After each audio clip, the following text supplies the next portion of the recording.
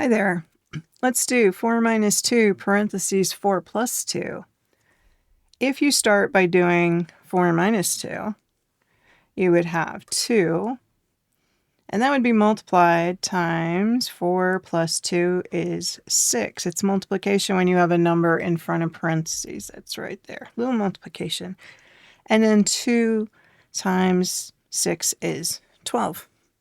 Except that is wrong because I didn't follow the order of operations. Let me review that with you. You have to start with parentheses. That wasn't my biggest mistake, but it is a mistake. Then exponents, multiply and divide in order from left to right, add and subtract in order from left to right. So there is my mistake, is how I started.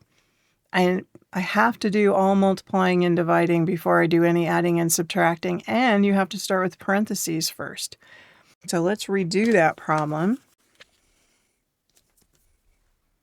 This time we will start with this 4 plus 2 inside the parentheses, and we have 4 minus 2 times 6.